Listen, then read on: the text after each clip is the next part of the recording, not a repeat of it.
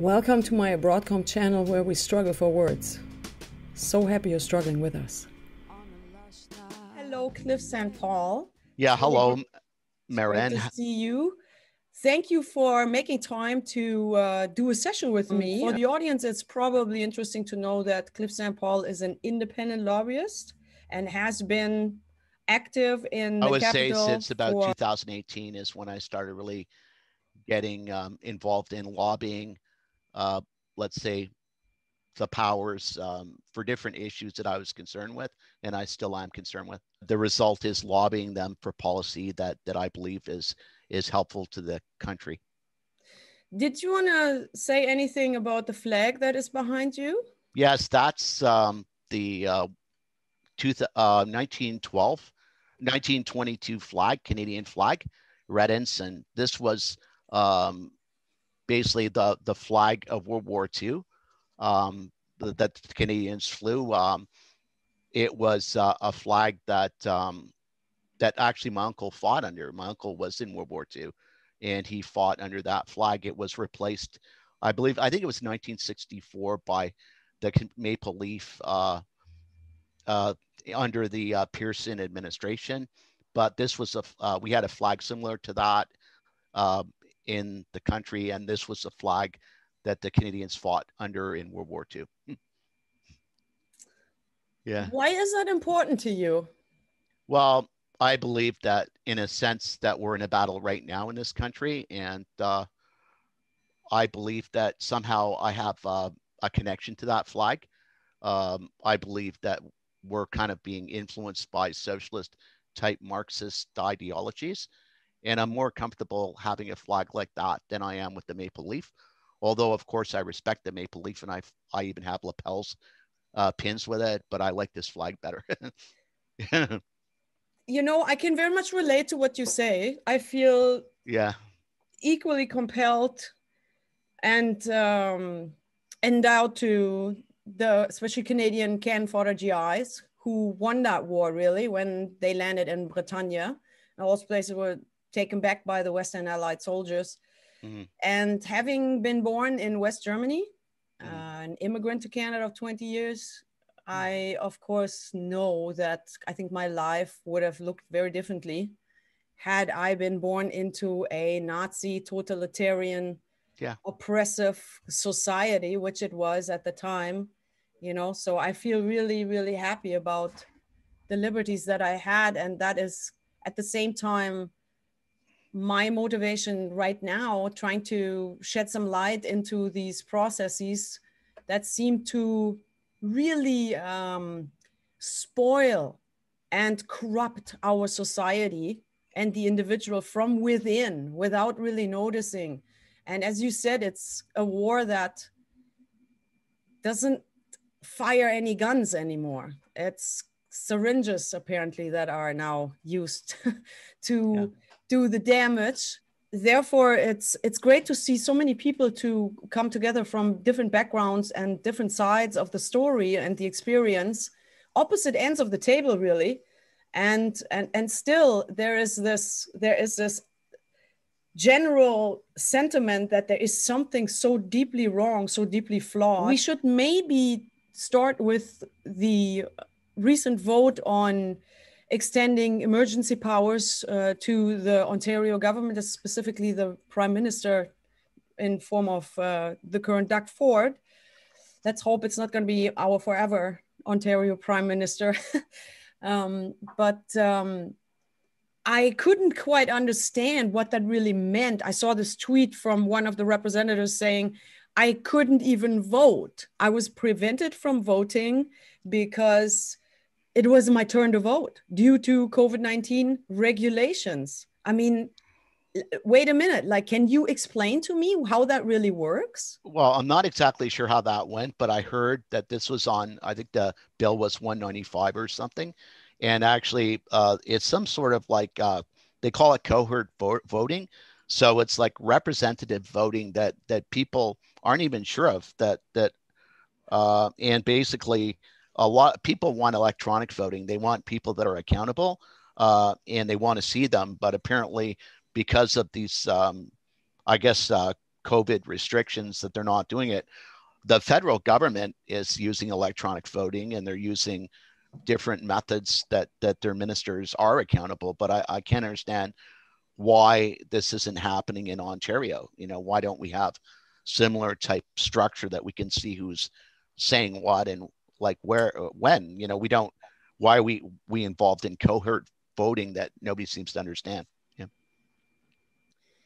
I understand that if you want like a breakdown of who voted what, I think Robin Dabar, and he's an independent. I think there's the results are he announced them on Twitter, but I'm not too sure as I didn't review them myself yet. I have the a breakdown on my Facebook profile that went around in a JPEG really on Facebook yesterday and the day before. A lot of NDP representatives would have voted no on that bill, and they didn't get to vote. So honestly, to my understanding of democracy, that's not a vote. I mean, is that representation? I mean, if these people who couldn't vote because of these really doubtful restrictions, would they then vote next week? Apparently, I think the next vote is in December.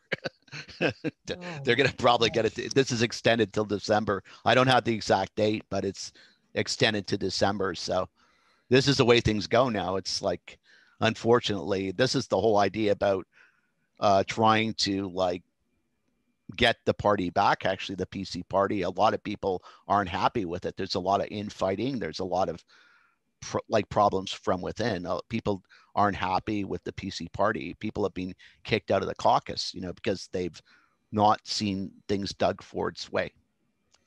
Yeah. Well, a number of questions really follow here.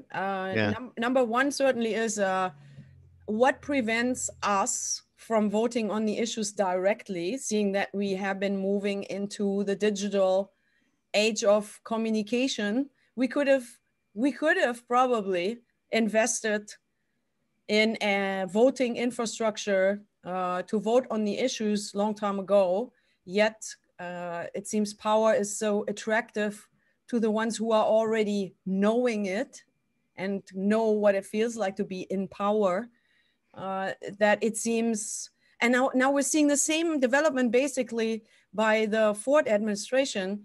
They like this power because it has many advantages for people in power. The most egregious only to name is probably the fact that a member of his own family is commercially benefiting largely, has incredible sales due to COVID regulations, producing something in the COVID supply chain, or everything seems to be COVID, that is so, I mean, growing up in West Germany, I can't help but finding that really totalitarian. And who is the government to decide for us what the right style of life is? Isn't that the abandoning of the idea of America, really? Well, I think Doug Ford thinks he's has a story that he's doing this for the benefit of Ontario to save lives. So he believes it's okay to use these powers because people that are unreasonable are jeopardizing the safety of the province. And this is the narrative that's going around. Maybe he actually believes it. I don't know. But the thing is that he's doing it. And the thing is, what concerns me especially is how easy they can do it and take our freedoms from us. It's like, let's say we should go back to normal like one day. Maybe the next time it could be a lot worse because they're using a lot of laws now that are left over from the Harper administration, because under the Harper administration, they had laws against terrorism. And now I believe, I'm not 100% sure that they're using this legislation for anybody that's negative towards COVID. They have a right to these powers because they consider you a threat to public safety somehow. So I think there's even a guy on a no-fly list. I forget his name. Chris Guy. Yeah, and somehow he ended up on this no-fly list, which really disturbs me That is disturbing. I'm not a particular big fan of Chris Guy. However, I salute everybody exposing themselves and running the risk of this discrimination and ostracizing that is more and more popular and towards people who have a different point of view and are also not afraid to publicly voice that, which increasingly is more difficult because there's repercussions to people who openly make it known that they are dissenting in their views. Yeah, well, what I would say too is that you know, I don't believe these agents or whoever did this would do this independently without legal powers. So because this would jeopardize their jobs, and I believe they had legal powers to put them on the no-fly list, and those are the legal powers that came under Harper administration. See, they're using those legal powers to put him on a no-fly list because I don't know if they've explained it to him yet. He says that they've never even explained why he's on that list. And the reason they put people on those lists were for terrorism. That was the legislation. And the thing is, even Pastor Artur Pawlowski out west, they've arrested the guy based on warrants from a judge. So the police that do the arrests, they'll never arrest anybody on their own because it's too hazardous. So there's legal precedent. There's legal documents to back that up. And see, I'm not an anti-masker. You know, I wear a mask. Like I social distance. I follow the rules. You wore one outside at the Centennial Flame when I first met you. I thought that was really, really committed, you know? Yeah, I am though. A lot of people criticize me even for that. They criticize me for a lot of things, but I know that basically I'm not a threat. Personal choice, you know, it's your decision. Yeah, plus I'm at no risk to anybody. I keep my germs in me and I don't risk other people. And I think that's my right to do that. So if anybody says that I'm a risk to somebody, I'm not a risk because I comply, you know, to the procedures. But at the same time, though, I believe that sometimes, you know, maybe in this case too, people's freedoms are being taken away from them. And it really disturbs me how easy it can happen, how easy they can just take power like this and without any sort of real resistance from within inside the system. So many things should have been looked at, you know, for example, how did these terrorism laws even come about and what was the manufactured opinion of the time creating the consent of the population to at least not revolt in a majority dimension against these terrorism laws. I mean, we know in conservative policies that is a popular way of presenting oneself. You know, one wants to appear strong against the criminal elements of society. That is a very popular talking point in conservative policies. When under more detailed examination, it often shows that these measures are not effective. And when we look at, for example, how many of these terrorism acts came about that happened on 9/11, we can understand that, for example, let's just look at the one thing that is really of concern for this American-Canadian context, is that, you know, because I remember that there were implemented a bunch of security tightening and border tightening after these incidents were kind of exploited in a public way, so to shift public opinion towards a more restrictive and limiting and more conservative approach to security. So, for example, it was alleged that people involved in the attacks on American soil actually crossed the border from Canada in and brought explosives across the border that way, I believe, or whatever the allegations were. I would imagine if it was a large amount of explosives Customs and Border Security would find that, because they're screening vehicles randomly, as I know from a firsthand experience crossing that border many times in the last 6 to 10 years, really. Yet what really happened, Cliff, I'm sure you know that just as well as I, is that there were protocols violated that dictated communication structures within the authorities that were boldly ignored and circumvented. So when there was really a duty to inform the higher up hierarchy and alert superiors, that didn't happen. That whole information infrastructure wasn't respected. So really the takeaway here is, and always has been in those incidents, it's not how many boots you have on the ground. That will not avoid the problem.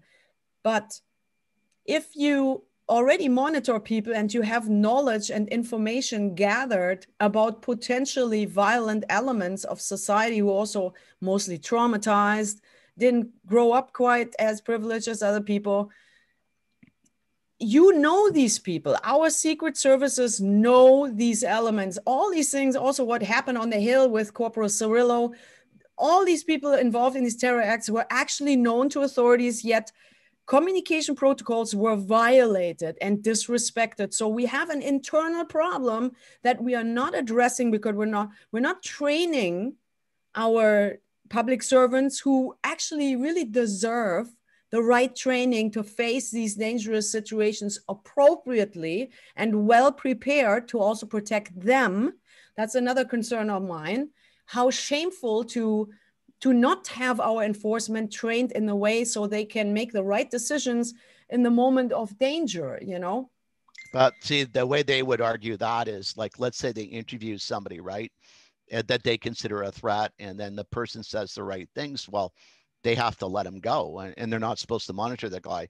But at the same time, if the guy does something, then they'll accuse them of not monitoring him. But as for like America's involvement with Canada and things going into the United States, I'm not aware of that.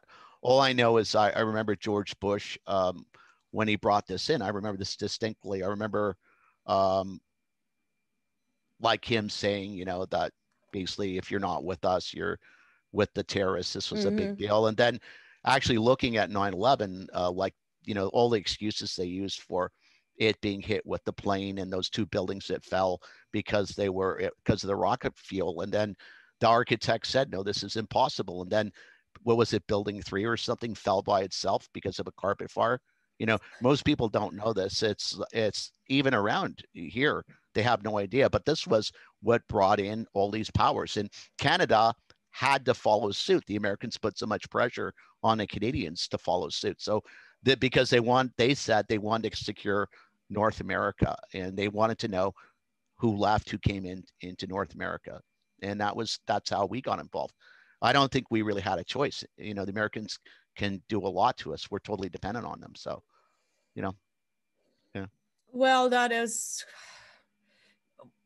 you know, we could definitely, because I'm an outsider to North America, you know, I will always be looking from the outside in. So I'm bound to make some really disrespectful comments on that. It's okay. I personally think, you know, honestly, looking at the circus for 10 years, 12 years professionally, and having been in the country for over 20 years, I really think the two corporations kind of extort the populations of North America.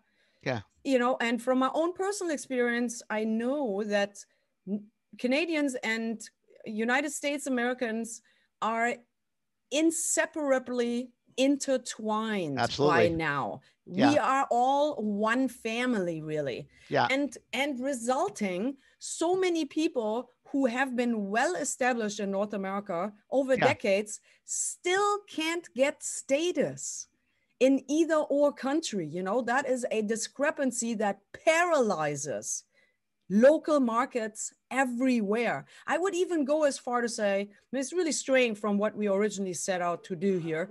Yeah. But looking at this right now, with seeing that we're there, I would really go as far as saying we need to let the market do what the market does best. And that's not, you know, hiring a big administration to follow all the guidelines and directions and the red tape. You know, we got to remove red tape and have the economy in a state to short time hire workers and not have to engage in any commitments. I think it's really important to keep everything flexible, even so that might mean that long-term security for workers is diminished. If you combine that with a livable wage, though, I think it's going to be a lot less, it is going to create a lot less misery than, you know, spending decades, really many years, spend 10 years trying to get the green card, trying to get legal status. It's a bit faster in Canada, but in the United States, it's just a nightmare until you are some high profile, super complicated, trained employee, and your corporation, international corporation, will do the visa application for you. Everything else is just paralyzing to the work world, let's say. And therefore, you know, like, I feel we need to, to me, it's horrible to see that crossing the border is more and more difficult. The land border is still closed. I mean, that's another complete impairment to local economies who have been marginalized as it was. You know, you can't just, the only thing you can really do is you can take your car, you can drive across in the neighboring border community and shop there. And now the whole entire year, this source of income for the border communities has been taken away. It's gone. Okay. So there's an element of the local economy that I can't see how it's going to come back. And these are communities that are already restricted and limited in their economic power that they can develop because of that wall. I lived close to a wall in West Germany. I know what that feels like, you know? Yeah. And you can just see in the stats, the closer to get to that border wall, to that frontier, the more is the economic activity impaired and harder to facilitate, you know? So that's really, really unfair. And it doesn't serve our security interest, you know? So just to, maybe we can show some more numbers on that the next time. But I feel compassionate with the millions and millions and millions of North Americans who don't have status. Even so, they live the culture, they speak the language, they've worked their jobs, they have families. It's just insane to say, well, you're a lesser American than somebody else, you know? Yeah, but the thing is now hardship. People are going to be going under incredible hardships soon because this whole like COVID situation in Canada is being financed by printed money. We're going to go into inflation like we haven't seen for a long time, if ever. And so the people that are marginal are going to be way more marginal, which is going to create much more social unrest because if people are already polarized on a lot of issues. As for like Americans allowing people to get into their country, just personally, I know that even trying to get into China, let's say I wanted to move to China right now. Let's say I married a Chinese woman. I'd find it very difficult being able to work there, if ever. I've actually heard of people moving to China, marrying Chinese women and not ever being able to get proper status. So I think you have to have an undergraduate degree just to get in there and a certain amount of money or whatever. And then once you're in China, you can't take a Chinese person's job. You know, they have to go through the entire population before you get a job. And then maybe you'll end up teaching English as a second language, working like in diplomacy or for something, whatever that would benefit the Chinese. So that's the truth. I think the Americans are better than a lot of other countries. And actually Canadians are opening the borders to everybody, to the point that we're letting in people right now that when we can't really afford to. Like we can't even afford to support our own population. We have people on the streets of Ottawa. This is something that I'm involved with myself. I'm trying to solve this situation of homelessness and the dangers that it creates, mental illness and and the general safety of the population. It's terrible, but I don't see this getting any better. I see it getting a lot worse because of all the printed money and the inflation that's coming. And the inflation is actually being created in the United States too by a lot of Biden's policies. People are talking about that. Inflation is a serious thing because like the rich get a lot richer from inflation, but the poor, and what they'll do is they'll give them, sure, they might give them a small raise, but not in compared to what they're going to be paying for food. So we have a crisis coming. Yeah.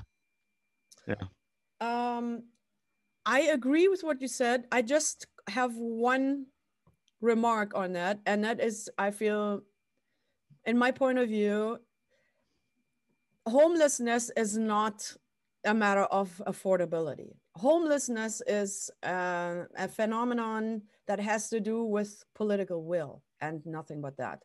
In a country rich with resources like no other here in Canada, it is just hypocrite, in my point of view, to say we cannot afford to get our homeless off the street.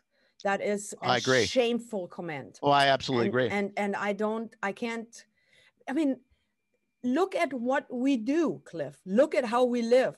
We think it's important to pump our wastewater from our residences out to somewhere else to clean that up. We think it's the right thing to collect our garbage and bring it somewhere else, truck it somewhere else so it can rot somewhere else. Yeah. These are artificial economies that should have never created in the first place, if you ask me. I am a biologist, and I look at construction designs and principles such as the Earth ships. And if we implemented that as a building code, it wouldn't take machines or a big load of vinyl to build a house, but it would take a community that of 35, 40 people can build such a dwelling in one summer with no machinery required, really. That's just digging and shovels and muscle, okay? And if we implemented that, we would not have to ever pay another cent on any wastewater treatment plant, because everything that occurs at the site of that dwelling is being dealt with at the site of its occurrence. Perfect. Okay, it's not, nothing is being trucked around. Everything, there's usually a fermenter or some kind of recycling system involved in clearing the water and reusing the water as it circles through the applications in the house. And that way you just make much better use of the resources you have, instead of just, you know, flushing your excrement with potable water. It's being flushed with gray water, okay? So your shampoo shower water is going towards that purpose, which effectively reduces water consumption to a fraction of the percentage that usually would need for that. And if we just implemented these very basic things, instead of stomping out of the ground in our suburbs, one vinyl village after the other, houses that need to be heated in the winter and cooled in the summer, in a setup where you can look out the window only to watch your neighbor brush their teeth. I mean, what kind of construction is that? That is a failure of design in my eyes, but it can be that bad because we have a conflict of interest in the decision making. Our administration is not interested because it's not generating any tax revenue either. If you shelve all those industries, that's what the government looks like in my point of view. Well, the revenue is going to be gone, the tax revenue is going to be gone, because the big tax revenue, of course, doesn't come in over the small business, but it comes in over mining and fossil fuels, because that's a big chunk that those industries pay, except for many also know how to bring that out of the country and find some kind of loophole to save the taxes. And also, I need to say in this context, of course, to do this whole thing justice, or do the actual truth justice, is that small business pays all the taxes. They don't have ways to evade that. And they also create much more employment. So just to put that in a relationship. But, you know, if we wanted to be compassionate with our homeless people, we could have gotten rid of the very last homeless person 20 years ago. This has been known for a long time. There is no political will to actually tackle this problem. And you know why that is? I agree. I have a theory why that is, because once people are going to understand how great these earthships is, there will be no turning back. Everybody will want them. And then all the other policies that are just dogmatic constructs will fall apart, because people are going to realize, I don't need a mortgage to have a house. I just need a community that is ready to build it with me, you know? Well, even Pierre Poilievre, who's one of the conservative spokesperson for the grassroots, says that there's no reason why people can't have houses in Canada. The size of this country, it doesn't even make sense to them, you know, but it's a real problem here, because even in Ottawa, we have areas where they're even houses that a lot of people, you know, they don't, you know, maybe other people wouldn't like to live, but people have lived for generations. They're destroying them, and they're putting in whatever contract, like people buy the properties, and they, like Timber Creek, for example, a lot of people don't want to move, but yet they're going to be rebuilding or whatever, and it, like places like that, and where are these people going to go? They're quite happy in their houses because it's better than the alternative, which is nowhere or a lot more expensive places. And the way I see it, a lot of money is coming in from overseas to buy properties, and now even I think during the last budget, I think the Liberals they addressed it that, so let's say I'm not exactly sure on this, but if somebody comes in from another country and they're buying property, now you have to like file a tax return. I think like either 0.5% or 1% tax on whatever you're making or whatever. And I think this is a real problem. And plus also there's a shift from, let's say a lot of people are working in the government around here, and they don't even they're not even living in Ottawa anymore. They're moving out of Ottawa. People don't realize how many people have left. They don't even live. You can't buy property outside of Ottawa, like in the surrounding areas, because people don't want to live here. What scares me about that is that the tax base, whereas it's going to be, it may be like the inner cities in America. For example, even in New York, with the beginning of this COVID crisis, a lot of people started shifting away from New York City. Money that'll never come back, taxes that'll never come back.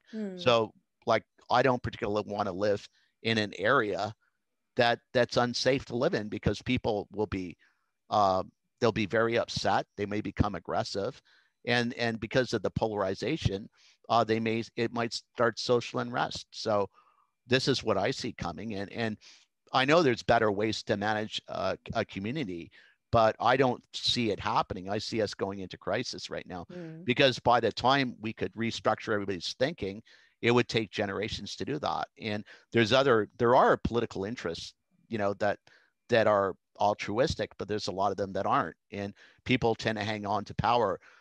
We've had problems, 10-year-old problems, 20-year-old problems that were crises 10 years ago per se, and they've never been solved. They just kicked them down the road.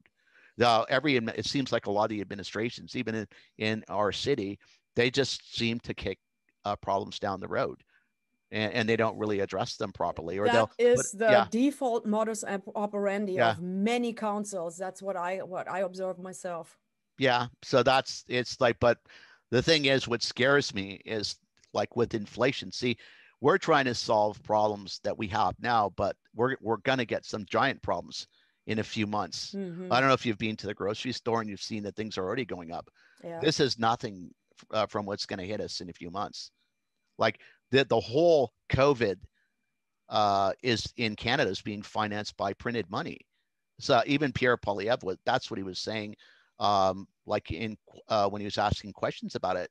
And even what's Chrystia Freeland would not even give him an answer because we see the seriousness of this, you know, and unfortunately, I would like to help people on the street. I would like to help marginal people, but what can you do? What can you do? And especially when we have people that don't like that. There's even a problem about people not even wanting to work too. You have people that they're actually richer under COVID money than they are from holding down a job. So people are looking to get the businesses going, and they don't want to show up for work. And you know, you can't blame the guy in some ways, you know, because you know he's trying to give himself a better life. But one thing I know about freedom, like if you want to be free, have your own business. That way you can say whatever you want. If people don't like what I say, I can open a business with my friends who are similar goals, whatever, and we have our own business. I mean, that's really the solution out of that. If you let me insert that, people need to become self-sufficient as much as they can. To have an earthship as a dwelling is one way of doing that, and a great way, because you're cutting 3 umbilical cords at the same time, at least, if not more, you know. But let's get back to the way we are trying to discredit dissent, you know, the terrorism. I don't have a word for this implementation, but it seems so artificial and coerced. It seems so manufactured to even have terrorism, like a no-fly list, for example, as we earlier illustrated. This always has to be built up beforehand, before it can pass in parliament, because otherwise people would just be like, we don't need that, you know, we don't want to be controlled. I mean, where is that element in North Americans to say, hey, we were the ones who fought Nazism. We were the ones who won that war in order to limit this control mania. That is what it is. If you have restrictive laws, what that does is it doesn't give you more control. It gives you more administration. All of a sudden, you need more controllers. So what do? You have to hire more cops. You have to hire more border agents. This is exactly what we saw. And it's artificially inflating those budgets that we don't need, because it doesn't make anybody safer. It would, however, be safer for everybody to train existing public servants in customs and immigration to understand what the exact communication protocol is. If something is not quite kosher, they need to alert the next level of hierarchy, the next level of organization. People didn't do that. So it's, you know, I want to commit this money in a different way. I want to stop inflating these the security apparatus. That doesn't make us safer. It just subjects more civil, pacifistic, freedom-loving elements of society to Orwellian control mania. I don't even have a word for it, but it's Nazi. It's completely Nazi. People don't see it. Stop the control is what I want to say. You know, doesn't help. Well, I think, you know, like every time we have a crisis, it's used actually to people's benefits. And I don't necessarily believe there was any reason to go into people's benefits. No, not everybody's benefit. People in power, certain people in power. Not everybody in power is absolutely corrupt like that.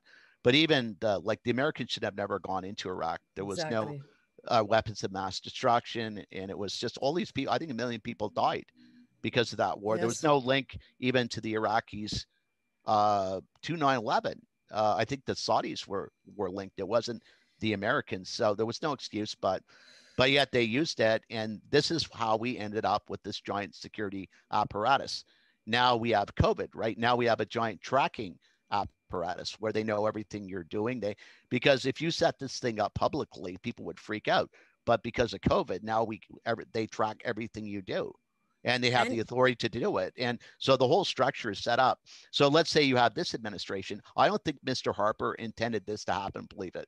He was just trying to solve a problem. But like now that we've gone into this situation, and now what's the next one? That's the scary thing. If we have the next one, we're done. We're in a giant prison planet already. We're already in a technological prison. People just don't realize it. We have to really conclude with we just kind of superficially looked at the takeaways. We didn't document very much of what we said, but we looked at the takeaways of all of those experiences, and you can see a red thread in this quite obviously, to move our societies away from the individual freedom that America is built upon, where you have the right actually to pursue your life and attain a form of happiness that is your individual right to live how you please, as long as you don't infringe on other people's freedoms, towards an all-engulfing totalitarian government administration that dictates every single aspect of our daily lives, including religious worship, as it's being seen out west with Pastor Archer and other ministers that have been jailed for their holding services and things of that nature. Did you see that the YouTube updates on terms and services entail that exact element? For example, I read that you kind of have to avoid to show somebody's face in a way that they can be identified. And that basically, I don't know if you watched any of the freedom marches. I think you watched one of the freedom marches that I documented. Yes. Where I quoted you at the end of it. I could never do that again, because it's impossible to gather waivers that you need. For example, if you want to commercially exploit your footage, then you need waivers from the people that are shown and being ID'd or identifiably shown in the footage that you want to use. That it's okay for them that you commercially exploit those images. But if you have like a march and there's 500 people and you have 250 showing up in one or the other second of your footage, how are you going to do that? You're not going to be able to get 250 waivers or even 25 waivers. You can't. It's impossible to do that. So what is this designed to do? Is that protecting the public? You can't. I mean, we talked about this before, remember? I don't know what they want to do with this. I know that there's assumed, like, if you're out in public, you can take anybody's photo. Even if people tell you, no, you can't take my photo, apparently you can, no matter what they tell you. It's just in a public space, you cannot have any expectation of privacy. Exactly, but people sometimes will say they do, but they don't. But the thing is, now, what can they do with this? I'm just guessing off the top of my head. All I know is sometimes even the authorities don't want to be photographed. They don't want to be photographed doing. Well, now that's a really, really important distinction that we're entering now. Exactly. Are we taking pictures of the government or are we taking pictures of private people? Now that does need different regulations, I feel, because in public office, you're under scrutiny. You got to be used to your picture getting taken and people asking you questions, because that's the nature of the beast. If you want to be in office and not answering questions, well, you better move to China. I think North America is not a place for people like that. However, I do want to concede, taking pictures, exposing a private person needs to be regulated differently. I perfectly agree with that. Even taking a photo of somebody that's doing you harm, like let's say you expect this person is a liar, will lie about you the whole bit, and you want to photograph him or her, or whatever, and make sure you have evidence to prove your point. Just the fact that you were honorable in this situation, is that in jeopardy? Sometimes having video evidence of a situation can really help you in your personal safety. This is what concerns me. Or you see somebody committing a crime, can you take their picture? Or will the only ones that'll be able to do it now are the police? they'll have, they can take your picture in a satellite. They can put cameras, in certain places, but you won't be able to even document that they're doing this. So that's saying, or that anybody's doing you harm. Yeah. I'm sorry. I just want to reflect back on what I have come to know as the fundamentally regulating underbelly or construct or infrastructure of this whole problem.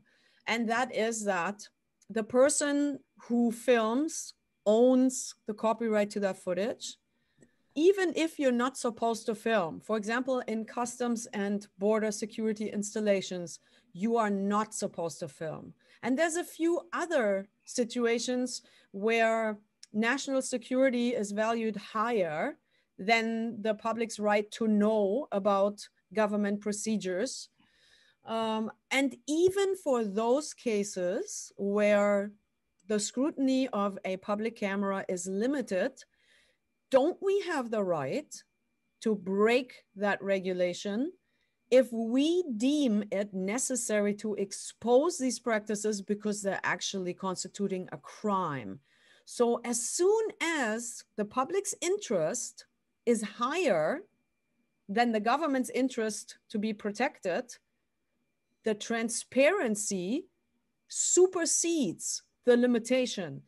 To your knowledge, is that still in place? Well, I don't know. I know in the United States they had Project Veritas with O'Keefe. He's the guy that runs that, and they got a lot of evidence on Planned Parenthood, a lot of evidence that went public, and now they're getting sued.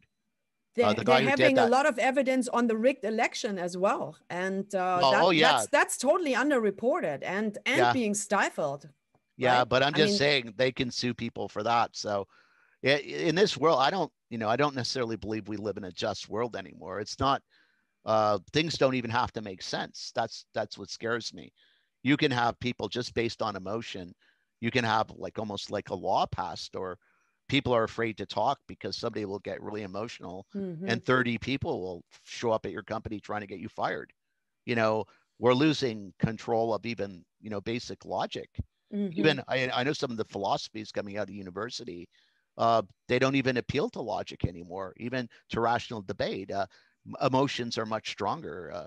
And then if you try to discuss certain issues that they don't like, well, you might end up in a lot of trouble on campus. If you're a professor, you may end up fired. But it wasn't like that when I was younger. We used to look for people that had a different opinion because we wanted to have a debate. The person could be crazy, but we would still talk to the person because we thought it was interesting to debate this subject. But we've lost that now.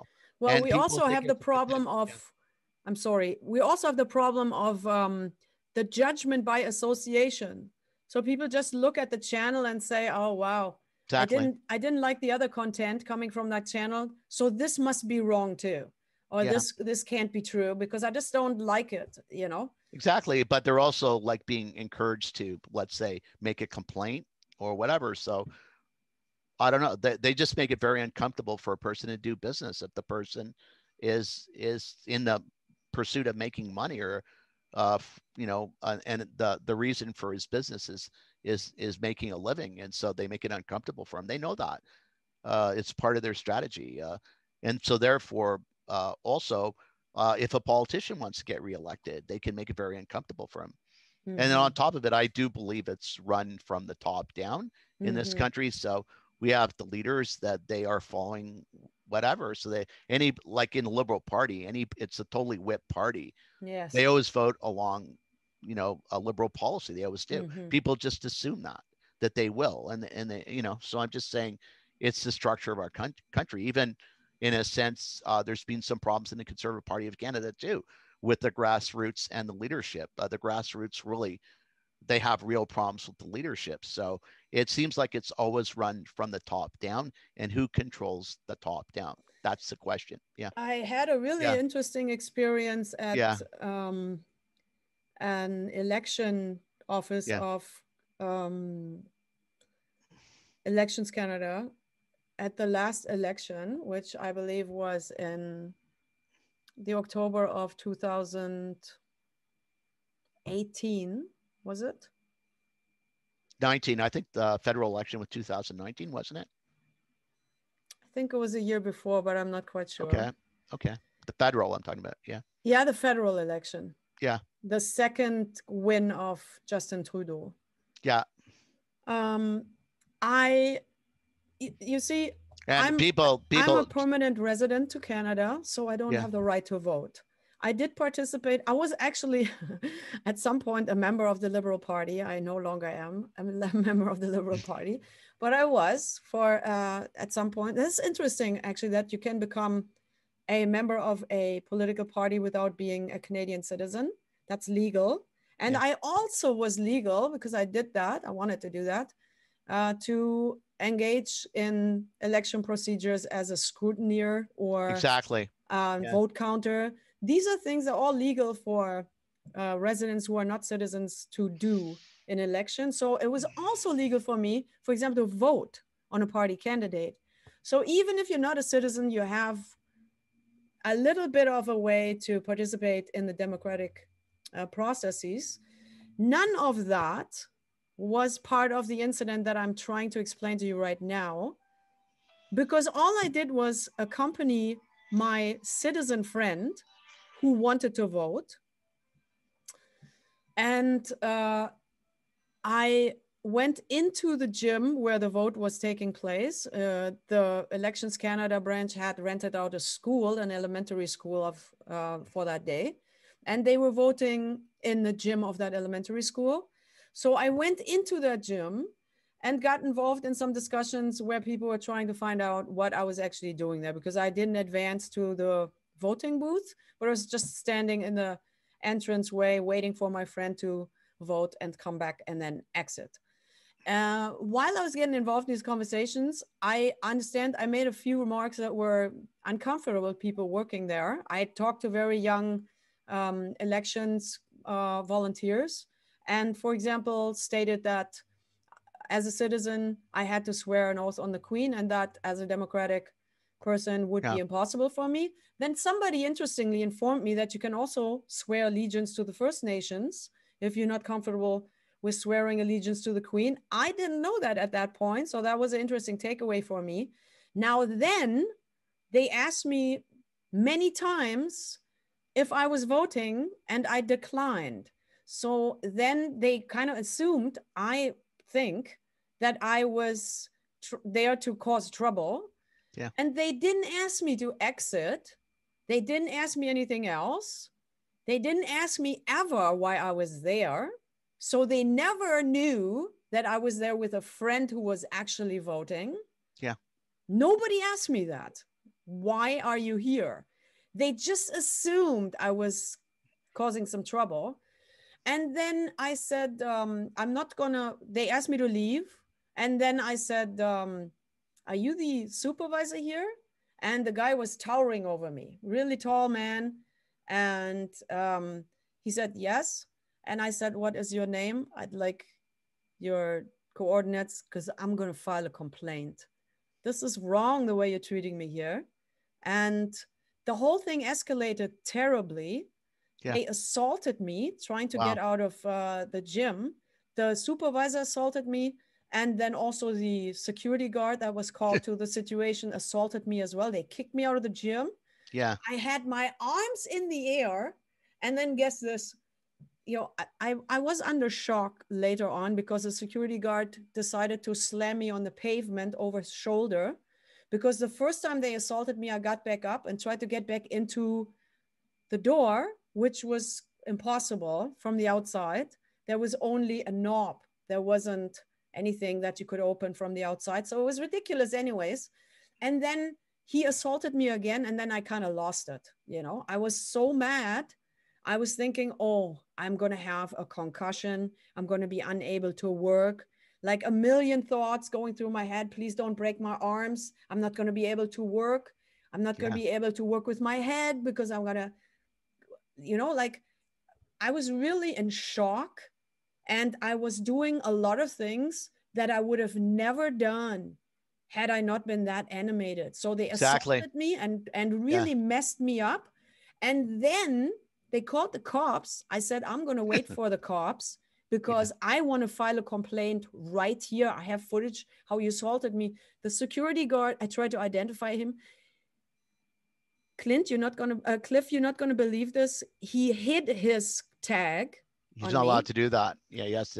I have like a lawsuit of like thousands and maybe tens of thousands of dollars at my hands in this. And all I wanted is this supervisor to show me a photo ID because I couldn't read his handwriting. I mean, I'm 52 years old. My eyes are not that good anymore. I thought I deserved that identification. All I was doing is, from a citizen point of view, as a resident, you also have rights as a resident, to scrutinize who was actually commanding that operation there. And and the supervisor refused that. He just kind of brushed it off. He just wanted to get rid of me. It was incredible how he wasn't ready to actually document his competency or his authority in the case. You know? I believe. Yeah, I understand, because I know the way it works in Ottawa. A lot of times it was just an experience. It's a traumatic experience. Yeah. Traumatic. I actually wasn't able to work for a while. It took me half a year to get over this whole trauma thing. I wasn't terribly physically injured. My doctor, however, diagnosed a slight concussion. Okay. So I did have problems that affected me mentally, or affected my concentration. How about bruises? I had bruises. Yeah, I had bruises on my neck. You could actually see the imprint of that thumb of that supervisor on my neck. It was just I know. Let me say this. What shocked me the most, and that's an aspect I haven't talked to, is the reactions I got outside from young volunteers. You know, not that 50-year-old man, or maybe he was already 60-year-old. There was a supervisor stood outside guard with that crazy woman that I was now. I had that stamp on me already. She's a crazy woman. Exactly. Nobody asked me how I was. Nobody asked me while I was lying on the pavement, how are you doing, ma'am? Can I help you with anything? Do you need anything? Would you like a glass of water? Anything to assert my legitimacy in this situation. Everybody was kind of like siding with the authority.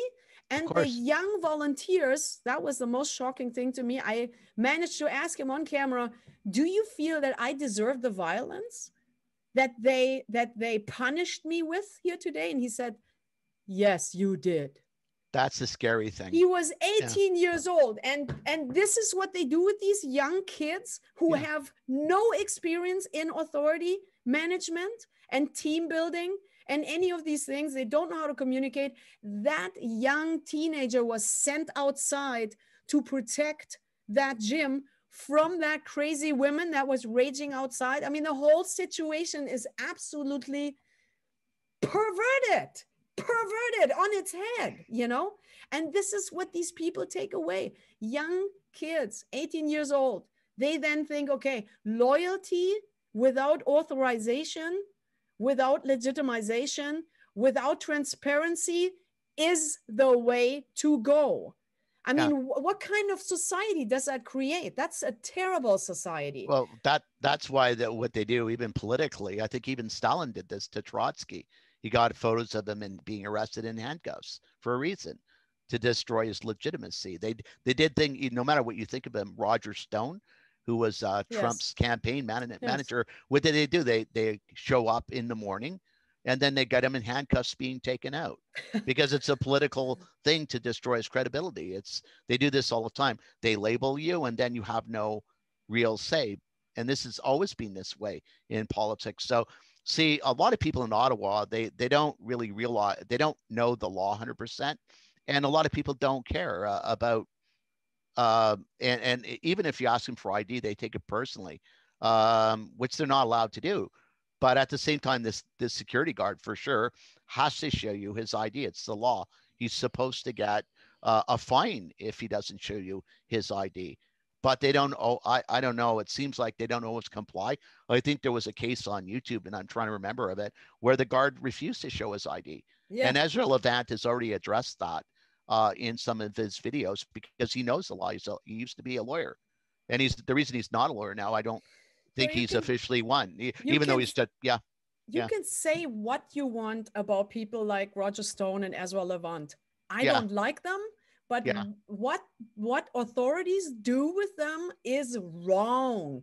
And the same reaction, I would say, is also wrong for the general public. To reject the points these people make because you don't like them, you got to get smarter than that, because that will not give you the image that you need to understand what your government is doing, you know? Yeah. Roger Stone does not have exactly the same political interests as I do. He doesn't, but I was interested in his trial because I believe it was like a show trial. And this is scares me. Once we have stroke, like, see, the whole point of this is that, let's say under the Harper administration, we got some laws, right? Now they're being used now. Now, let's say you violate somebody else's rights right now in the next administration, or who knows what's next after this. What are we going to have happen to us? You know what I mean? This is a scary thing. Even people that violate, the people are voting for C10 right now. The people in the NTP and Bloc, they don't really realize they're setting up a draconian world for themselves or their grandchildren, their children. And they're actually building the prison we're in. Well, I really feel it's important to bottom line this whole vote one more time, that it's more than likely that it would have been voted down had the vote not been restricted due to COVID-19 regulations. So it's like a snake that's biting itself in the tail. You know, it's a vicious circle. You can't even.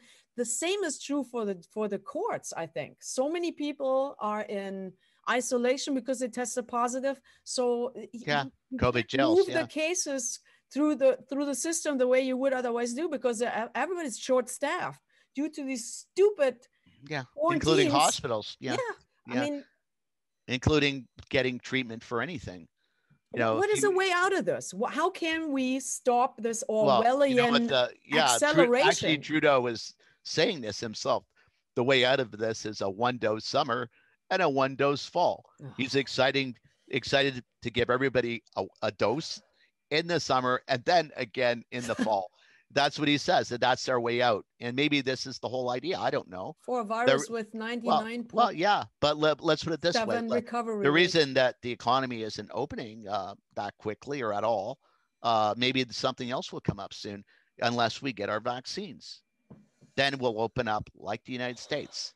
And I think maybe that's the point, you know. They want people vaccinated, you know. Now, numbers in the United States are probably exaggerated by pro-vaccine channels, and most likely much smaller than we think they are. I mean, Canada is now, I just heard this quote yesterday, somebody saying, obviously it's different in the United States. People look at the empty ranks with the Canadian hockey games and see the stadiums full in the places where the matches take place in some US location. It's the difference is the United States is manufacturing their own vaccines. That's why they are ahead in the game. I would really question that, because what I hear is that there is many people who understand exactly that there is something seriously wrong. They're very, very, very doubtful and hesitant to even risk the consequences of this experiment with their own body. Yeah. And so a lot of people say that there's only been like about 3% of Americans being vaccinated up to this point. What is your level of knowledge on that? Well, I don't know a lot about what's going on in the United States 100%, because I know people in the United States, and it seems that there seems to be a polarization again.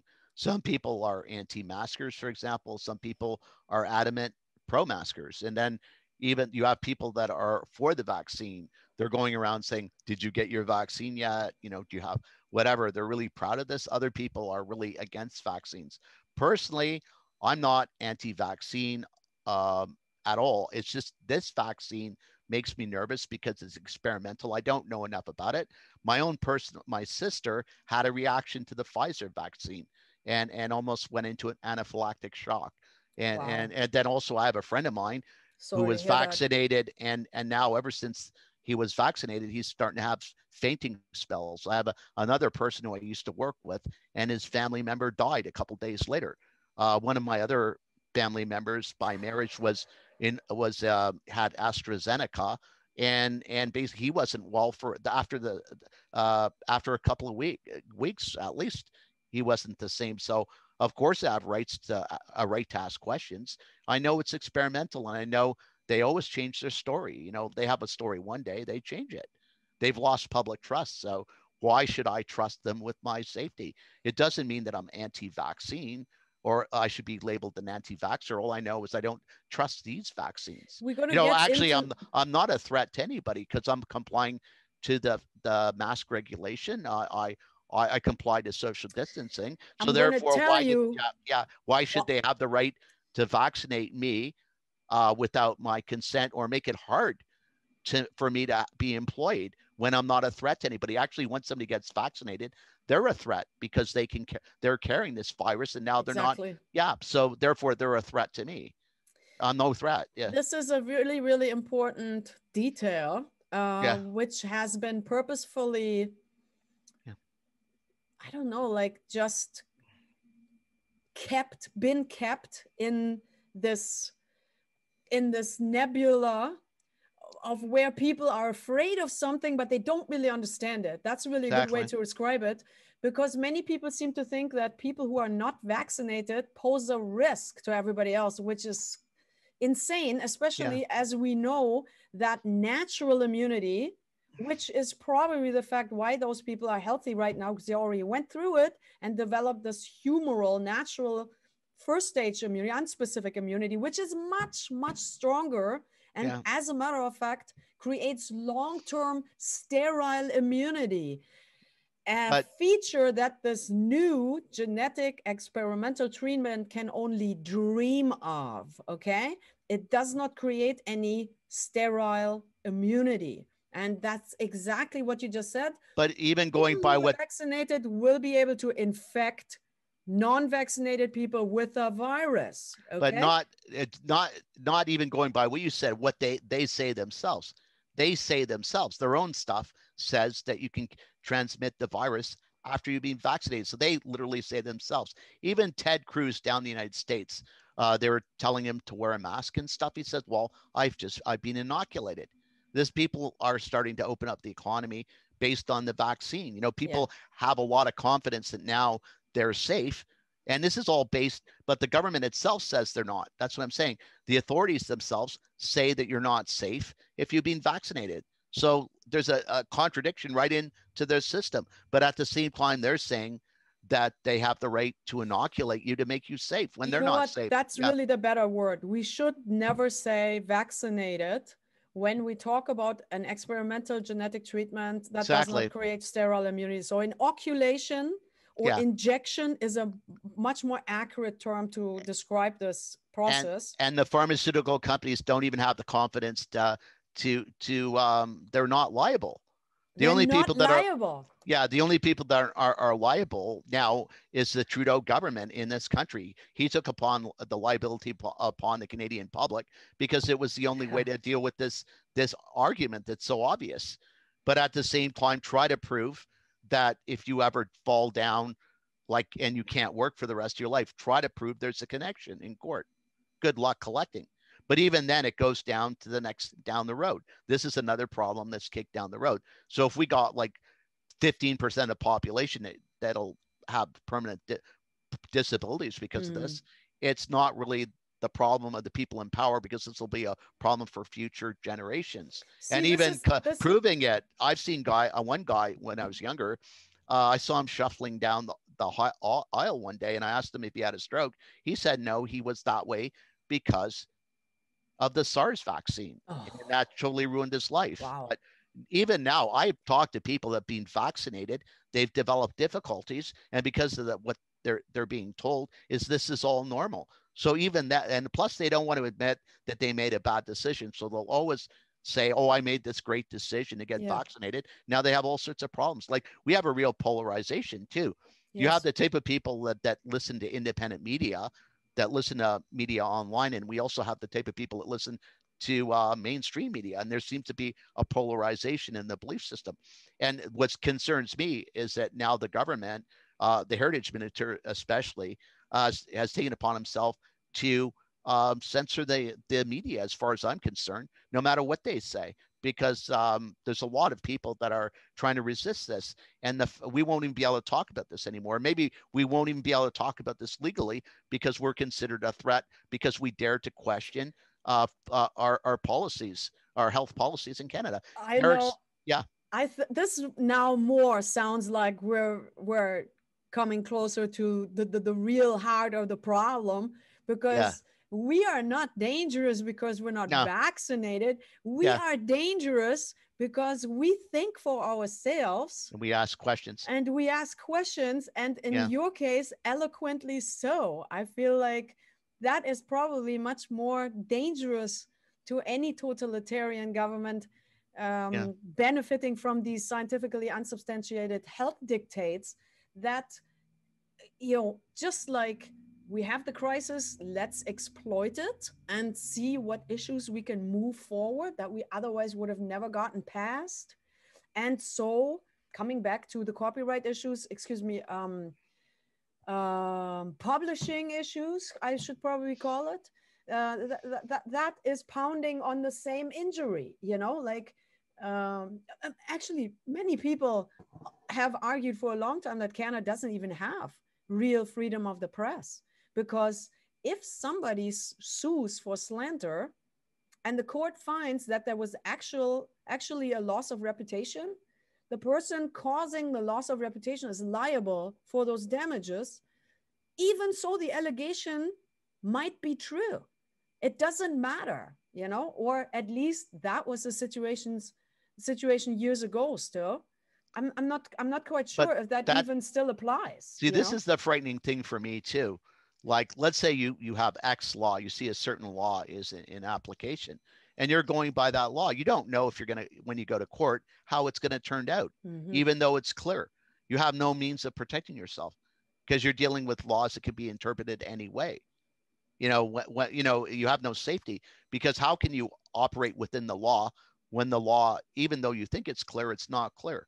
And the reason it might be like might get ruled against is based on an emotional argument. It has nothing to do with reason. It's scary. That's what scares me. It's like I'm not living in a reasonable world anymore. Like this is why I would say the Corporation of Canada hasn't just become fascist in 2020 or in the December of 2019. It has had its fascist, it's really like it's not exactly a behavior only, but it's a structure, it's an infrastructure. And that means, like, for example, when it was revealed that information that was actually presented as coming from the oil industry was actually launched from some conservative government server, which shows you that there's no more separation between fossil fuel industry and what is it? The mineral ministry exploitation. Would that be energy? I don't know the energy resources, whatever it is. Energy, mines, and resources. I don't know if they even call that big, powerful ministry. That's what I know, anyways. And these people are used to the revolving door. This is one big family, and fossil fuels are just one example. Mining, you could look at mining. It's internationally known that Canadian companies do the worst damage all over the world, in Peru and in many Latin American countries where mining takes place, and don't get me started on Afghanistan, but but the thing, as far as like Canadians are concerned, is that part of the country is financed by oil and by mining, and this is a big problem, because you're talking about maybe 35% of the revenues, and then actually even the real estate is based on oil. So when somebody has an operation in Ontario, it's being paid for by somebody in Alberta. This is what people don't understand. And then how important it is to our economy. Now, let's say you lose that revenue. Somebody will die in Ontario because of neglect in the hospital. You have to balance it. I've seen this personally myself because of lack of revenue and cutbacks in Ontario, and people suffering and dying because of neglect in Ontario in a hospital based on finances, based on bad decisions in the government. You have to like weigh one against the other. And you can't just, yeah. That seems to be the overall biggest cause of death in neglect. Yeah.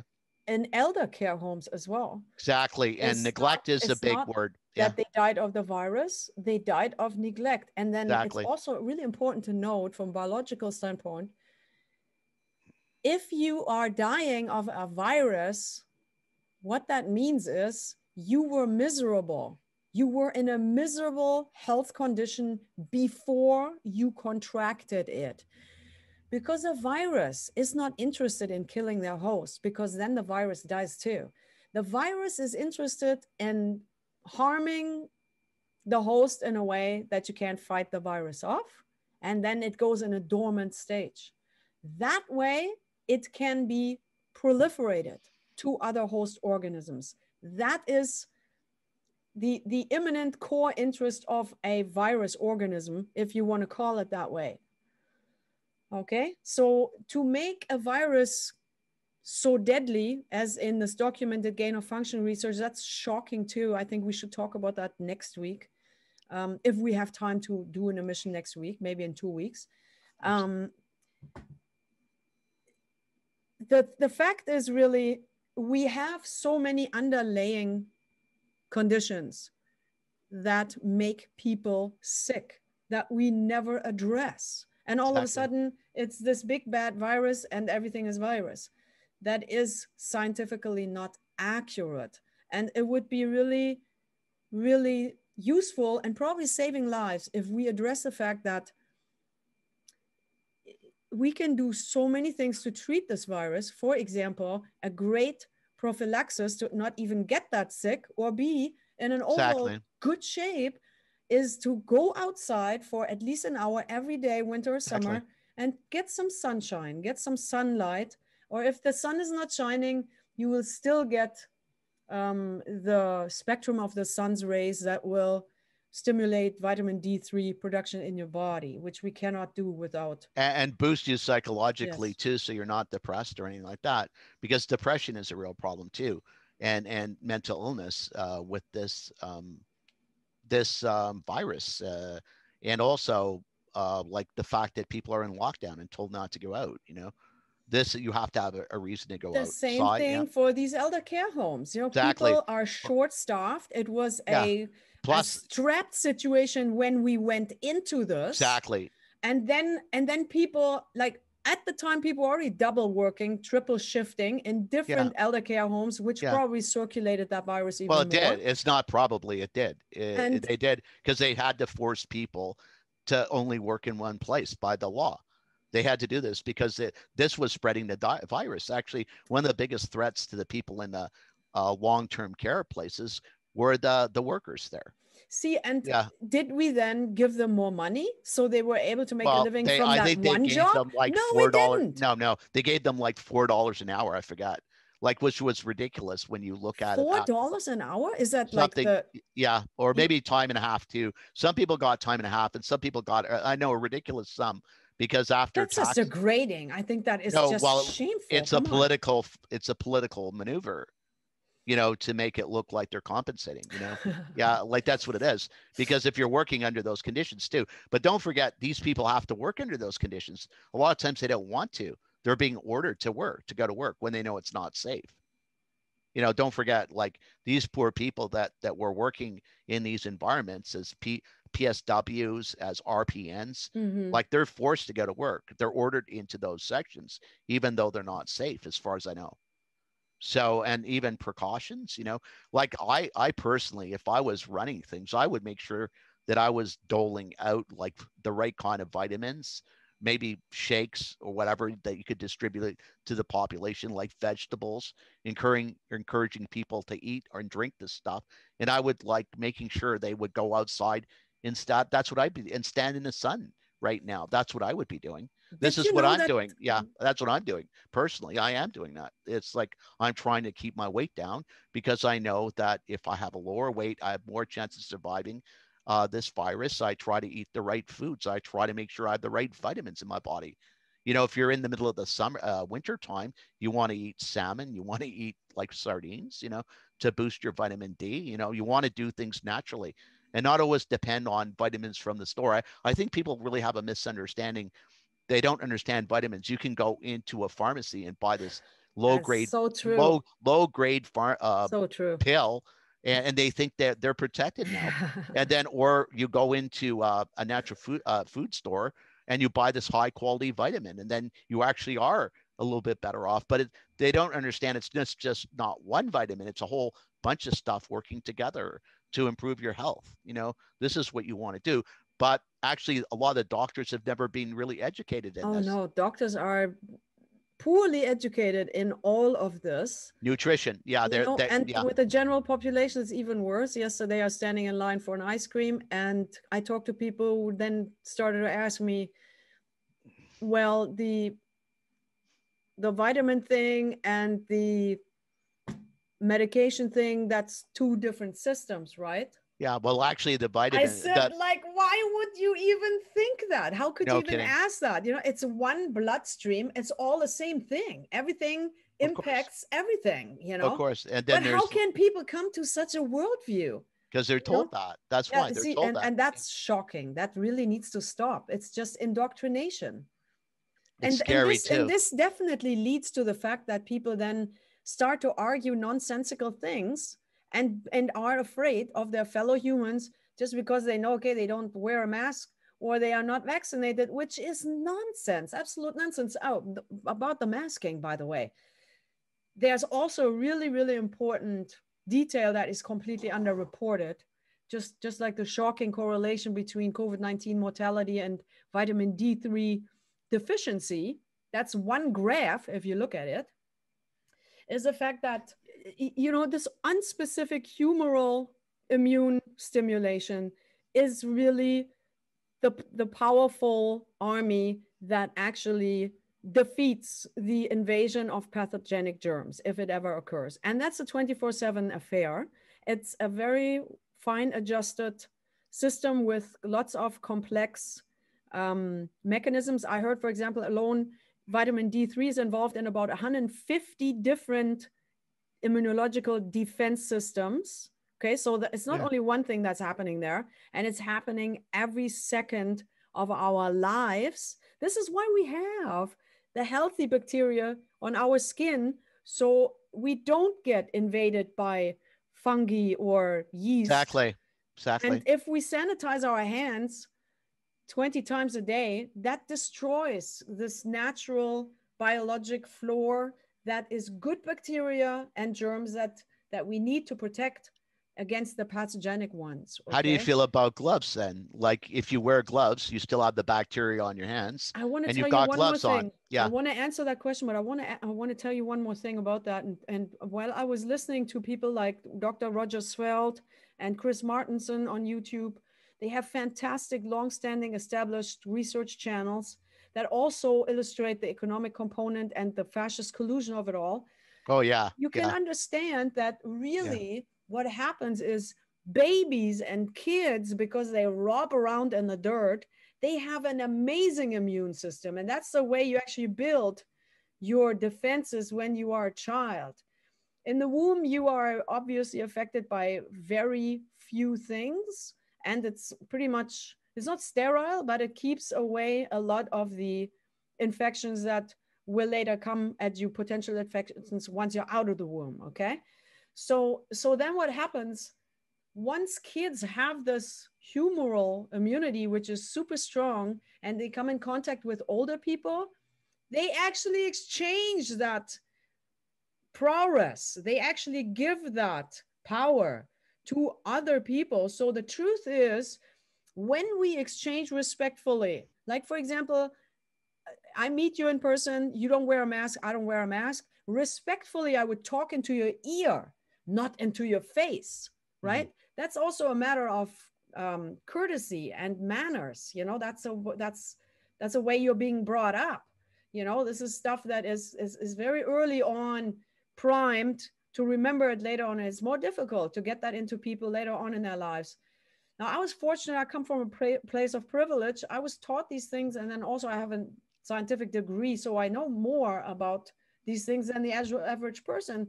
Yes. Nonetheless, it couldn't be any further from the truth to portray kids as a danger to older generation when the opposite is true.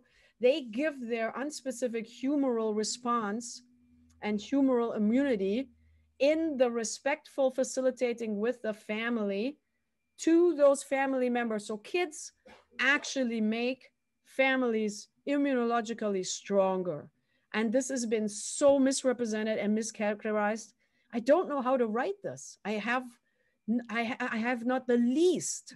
I don't have the standing. My YouTube channel is being held down. I don't get the exposure that I would have if the algorithms weren't manipulated. I would get many more hits, but I'm being held down because of the censorship of these channels. I mean, YouTube, the portal that gave us all the insights on 9/11, now has crossed over to the other side and is engaging in these censorship techniques to hold information down that dissents from the government narrative. I mean, welcome to China, though. What can I say? Google did move their head offices to China, actually. Oh, Google's yes, they did. They're in Beijing, and some of the engineers quit, but they never talk about that. And Natural News, actually, speaking about health stuff, Natural News is a big website. And a few years ago, might be quite a few years ago now, they were delisted for a while off of YouTube. And then, no, off of Google, I mean, sorry. And I was telling people, look what happened. And then they came back a few days later, they let them back on. And they were like, really, Mike Adams, I think that's the guy who runs it, like was outraged about it. But they don't really want information against like the medical establishment. Really, they want to keep things the way they are. You know, it really is an example of what I've said a long time since I first heard that on the CBC, when it was much better budgeted still and making much better programming. It's obviously also industry captured. And after it was documented that all of these lead media received each about $600 million out of the federal public coffers, it's you don't have to debate it anymore. It's quite clear what is going on. But even there, you know, it was said that every society goes through various stages of fascism at all times, you know, and that's the way I see it. We're kind of like, we're on like a climbing path. Oh, we are to more totalitarianism and control. And because it's bad, because also when you have honest people are losing faith in the law. This is the big problem. Like we have to have rule of law. We're going to have anarchy, but it almost seems like these situations are being deliberately like put in place to promote like people losing their faith in the law and therefore starting to revolt, or which would lead to maybe an oppression that would be brought in. You know, and now we have tracking systems that can track everybody. See, once we have, and the polarization, having one group against another, starting like social unrest combined with inflation. The inflation is what started the problems in the Middle East. You know, this Arab Spring was started due to people not having enough money to eat due to inflation. That was the root cause of that. So this could happen here, could happen in Europe and around the world. We're going to have a situation. It's imminent. It's coming. It's right around the corner where we're going to have like social unrest like we've never seen before globally. When you say, however, people are losing their faith in the law. Legal system. Don't you think it's more of an awakening that it has never been really here in Canada in favor of the people, but mostly in favor of the conservation of the system, number one? Just the same interest that the government has. They want to stay in power. And the other thing is but why is the establishment promoting the people losing faith in the legal system? That's why are they promoting because yeah, I'm going to take a guess here, yeah, but it's not that wild of a guess when I say yeah, the government wants to distract from the fact that it's in fact them who are acting lawlessly. Okay. Yeah. So when we criticize people losing faith in the system, we got to address the fact first that our government is giving us scientifically unsubstantiated dictates. They act lawlessly in that way. And that's why I feel, first of all, that needs to be pointed out every step of the way. It's not people that are threatening because of whatever reason that we just, went through. That is not really a reason to be afraid of them at all. Yeah. Mostly those people just undermine the authority, and that is unsubstantiated authority, which should never induce loyalty. Unsubstantiated authority with no competency should always be questioned. And unless you don't know where your authority stands, you should question it, period. Of course. I mean, that's really my takeaway from this Nazi experience. You cannot just let authority run with the dictate. You got to question why they are doing that, and if that's really necessary. That is how you pay tribute to this ultimate sacrifice of all of those soldiers winning that war against the oppressive regime, and first and foremost, if the state and the government doesn't respect the law, then are we living in a lawful place? That's the question I would ask, The end result is this, in my view, is that once we lose control of the situation, which it's almost like being purposely designed to create social unrest, they're going to have to call in the military to bring it back. And what does that mean? That means we are into a totalitarian state. And there's not a thing we can do about it. That means that we don't have any rights. Like now they can't just grab you and question you. They have to follow the rules. But once we're in that state, we're going to be under emergency powers. And if we ever come out of it, who's to say? We might not ever come out of emergency powers. That's what's what the authorization of the Canadian military to act on their own soil? Well, I don't know. I don't know exactly, but what I'm saying, it's not only in this country. It's like, see, once social unrest starts of that nature, even a lot of the people will cry for emergency measures because they'll want their life back. They'll want to be able to function. People will die in the streets. They'll be assaulted. Or we'll have anarchy to a certain point of view. Plus, people won't be able to eat. So therefore, they'll bring in the military, and people will want the military. So they'll actually bring in a dictatorship with the help of the people will demand it. That's what I'm saying. This is the end game. And even people that dissent. Anarchy. Even dissent, even dissent will be easy to deal with because we'll be under emergency measures. The people won't hear your dissent. All they'll hear is government propaganda. I agree with you 100%. Yeah. That is a terrible path, and we need to do everything in our power to avoid we go down that road. However, the term anarchy itself, the Greek two words, anarchos, derived from anarchos, which means doesn't mean no rules. It means no rulers. Oh, I understand. Yeah, the strict definition. I know you understand that. That's what makes you so dangerous and so threatening, because you understand a lot of things and you can also formulate them. That's why we're dangerous to the authorities. And that's why we are being discredited, and our expression of the way we observe things made more difficult and more difficult. I just feel like it's important distinction to say anarchy, because anarchy, the word, started to get used by the same groups of society, also implemented the use of the term conspiracy and conspiracy theorist. These are explicitly words to discredit opposition, when really they mean nothing. They only mean that, well, I don't really like it, and so it must be wrong, and it's also threatening the line that I'm pushing on people, so it must be wrong. I'm going to call it a conspiracy theory. That makes it less legitimate. And anarchy, that's a same it has the same trigger character on people, you know? It's supposed to, you know, invoke this panic imagery of rampant assault in the street, people fighting for food in front of the supermarkets, you know, stuff that we got idea on when people went on the toilet paper rampage last year, right? Yeah, well, I have to like stress one thing. I'm no threat to anybody. You know, I'm no threat to the government. I'm no threat to any individual. I'm a peaceful person. I have no intention to threaten anybody whatsoever. I'm no threat. All I'm saying is this: is that the situation is being put in. Even let's say you're in some sort of government agency, and you see something happening. You have an obligation to restore order. You know, you're limited in what you can do.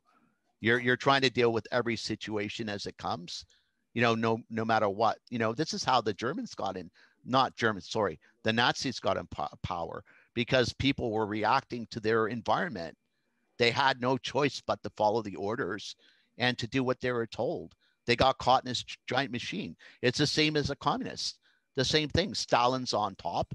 A lot of people would love to get rid of Stalin. They couldn't get rid of him. They were caught in a machine. We have this machine that's starting here that we might not ever be able to get out of. Even the people that are on our side might help bring it in. You know, that's the scary thing.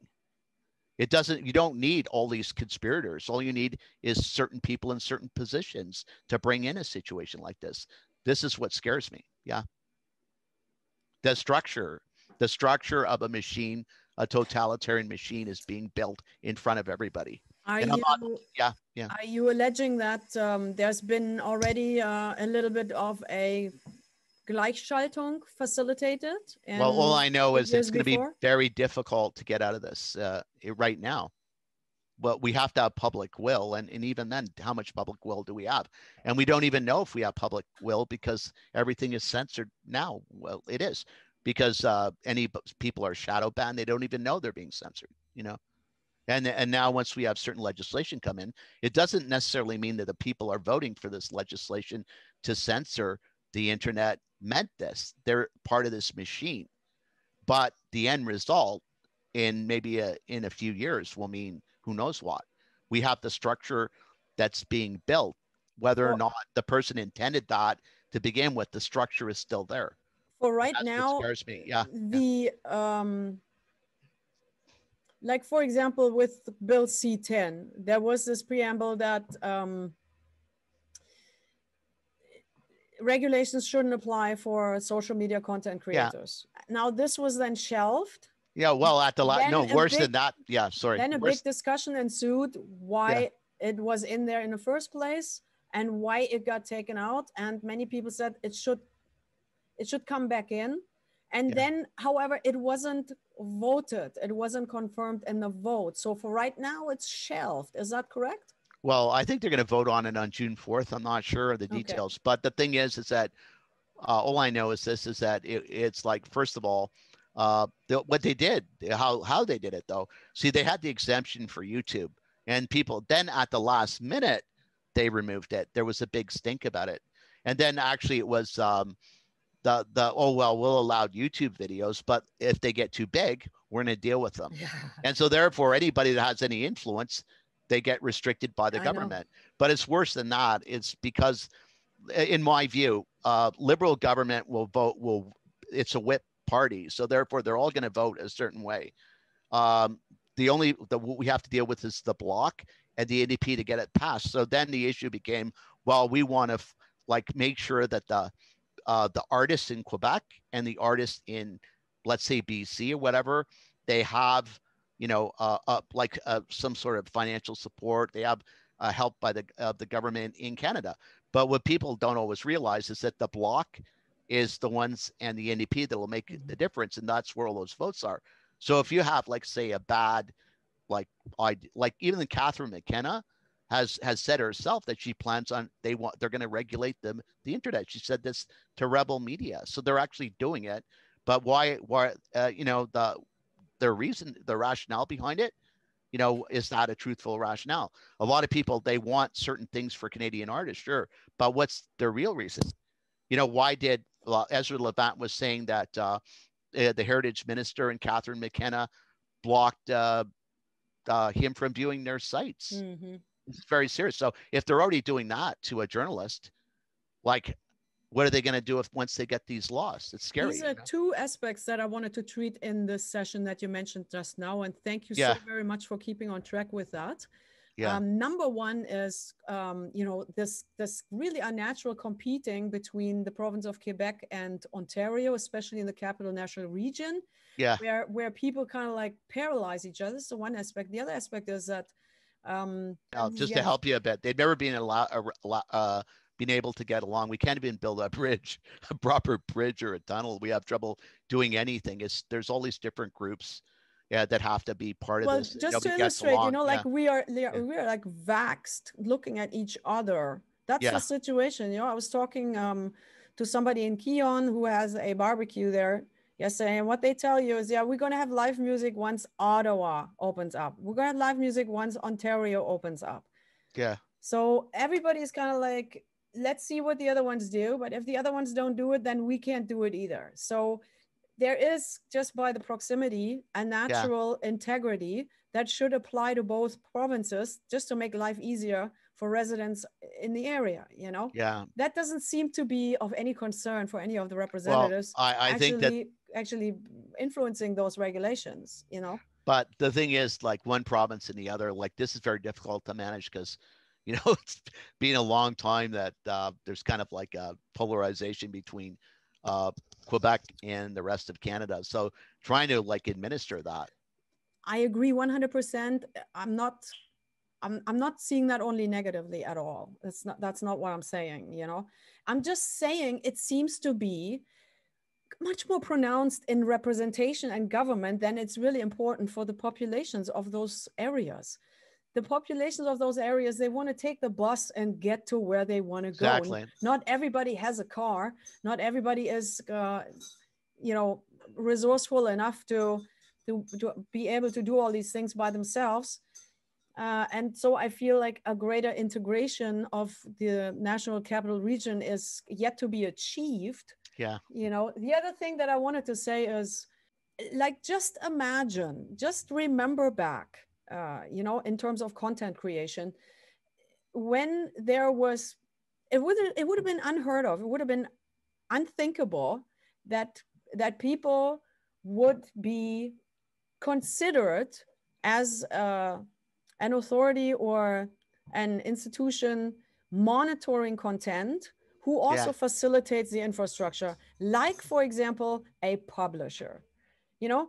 If we can think back to pre-internet times, pre-digital content times, what did we do? Do you still remember these Salman Rushdie attacks? That was very scary.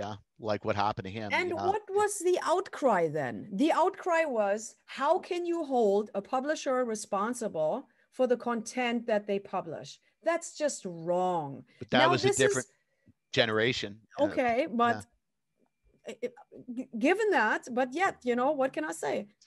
Same procedure. So it's the same procedure. And now we're arguing the CRTC, who never, ever was in charge, not intercepted, not developed, not evolved towards content monitoring. That is just the furthest from what they ever did.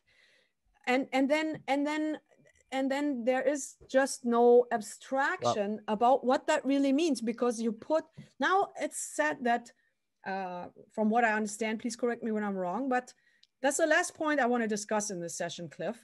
I know it's getting long. But CTRC, just to throw something in that I remember. Yeah, please go ahead. The CTRC, when, like, originally its mandate was also because there was a limited amount of airspace for radio. They didn't want all the radio stations, so they had to dole out the channels, like, to keep it. But with the internet, it's different.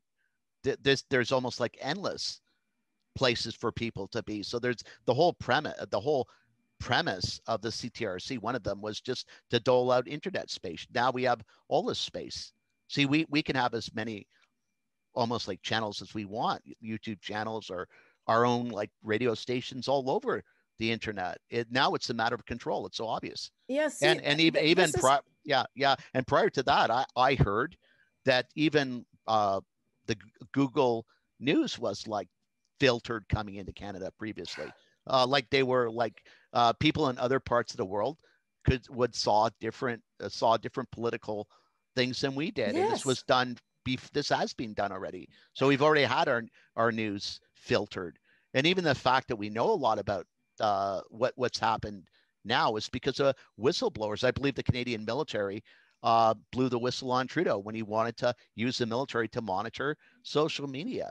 So this came out because the military blew the whistle. You know, they wanted access to Canadian bank accounts, like the government was going into people's private bank accounts. Wow. Somebody blew the whistle. People don't understand the nature of this government, and that's why people are concerned, no matter what these people say, about the outcome of this censorship. People are unaware of what's going on because it's not in the best interest sometimes to talk about the stuff of even the mainstream media, you know. Okay, well, I agree with paid. That. Yeah. The uninformed and unaffected, or let's say the end user who has no prior experience and no professional experience in these matters, they are bound to not see through this at all. Yeah. A bit more differentiated judgment may come to us from our internet providers. I'm, for example, with ExplorerNet here in the National Capital Region. And they also cater to large parts of the rural community via satellite technology, which is a great service to Canadians, I believe. They will now have to make decisions according to this new law that is not yet passed on how to block certain websites and not certain other websites. This is scary. To me, this is unpassable. That is one element in this bill that will never pass, because thank God, all of these, or thank the universe rather, I want to say, all these internet providers should know better than to understand that a company that provides the infrastructure cannot make any decisions regarding the content. This is some fundamental thing that we thought 20 years ago would never, ever even be discussed. But maybe that's the way it worked. We didn't discuss that. We kind of like shoo this in, and nobody really says, okay, let's zoom out and put the abstraction to that. Let's see what that really is and what that is in comparison to previous situations that we already faced. Well, I think the problem to the powers is that we are discussing it now on the internet. That's the problem to them. Yeah, but without people realizing what that really means, right? Well, yeah, because a lot of people, I believe, they have enough problems with their own lives, and that they have their own pursuits, you know, so. And they don't always have the ability to critical think. And maybe it's not necessarily their fault. Maybe they were brought up in a system, or their parents were a certain way that they were never even, this was never enhanced. Even people's ability to make money, to manage their finances. And this isn't taught in school. It's like properly anyhow. Now they're paying lip service to it. A lot of things aren't taught in school. So I don't know what to say anymore. All I know is that I believe we're living in unprecedented times, and we're living in dangerous times. And I believe things are going to get worse because we're going into what you call the perfect storm, like when all these things come together at once, you know, and that's my concern. And it's right around the corner. And what's going to really escalate it is money. It's is basically inflation. And also the system's broken too, because a lot of people that were doing certain jobs weren't doing them for a while, and now certain products that we need, like for computers, I think chips and all these different things, are not available. So we could have a real breakdown in the infrastructure. This is worse than people realize.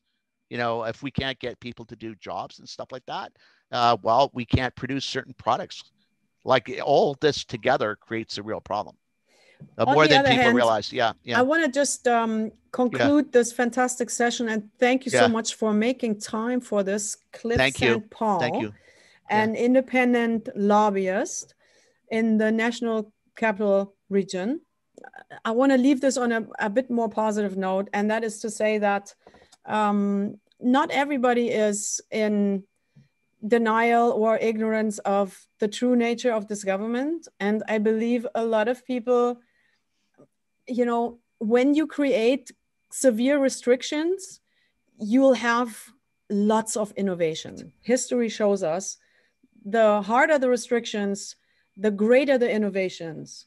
So sometimes you need a little force, you need a little limitation to think outside the box and come out with something else. For a fact, I know that if Canada threw out hemp seeds all over the country and henceforth would cultivate industrial hemp, which is, I think, illegal. And I've often said this is really the reason why the THC and medical species of the same plant were illegal for so long, is because the fiber represents a major competitor to anything fossil fuel based manufactured. And this is why it's illegal to grow hemp in Canada, and some states of the United States it's also still illegal to grow hemp. But if we did that, we would be able to manufacture many things that we all of a sudden can't get anymore, can't import anymore. So I wouldn't strike down the limitations as being a complete torpedo to our economy. It can have a very opposing effect as well. However, some resources, you just won't get them anymore, you know? So yes, we'll have to put our own creativity and ingenuity to it in order to come up with replacements. But history shows that that's possible. So we shouldn't give into this doom and gloom. We are still resourceful. We are well-branched, and as long as they don't cut the internet entirely, we will be able to communicate with each other over long distances and form alliances and networks that we never were able to utilize for our general evolution and advancement. That's the one big hope that I have in this. As long as we keep talking to each other, communicating with each other, and integrating with each other, everybody in the mix, so everybody has a voice and everybody will be heard, we're not so bad. We're not doing so bad. We will be able to get through this. And I know it's a real crisis and the inflation is a big problem. Yes, it is. And it's going to be challenging. But I also know my fellow Canadians, and I've been up and down the Mississippi many times. North Americans in general are very resourceful, and they know how to help themselves and their neighbors. And with that, I'm just going to conclude this session one more time. Thank you. Thank you so much, Cliff. Please tell us what else you would like our audience to know until we meet again.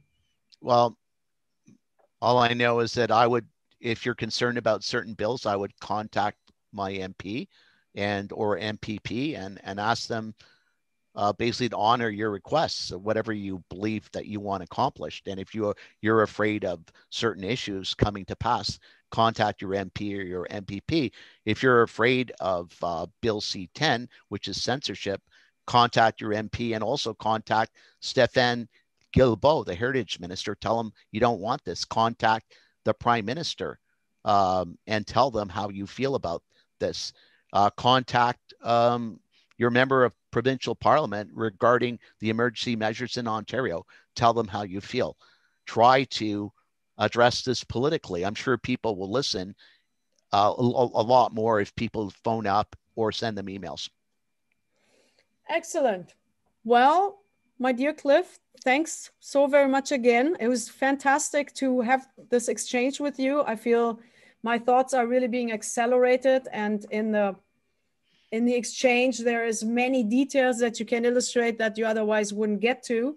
Yeah. So I really like this format, and I hope you're going to have time for us again to engage in such a session.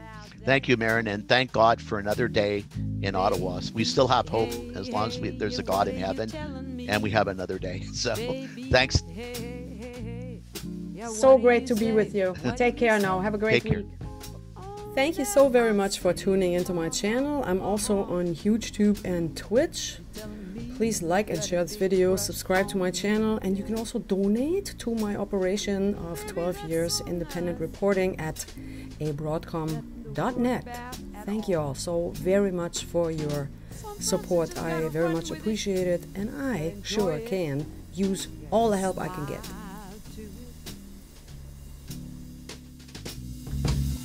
You just gotta give it a big smile.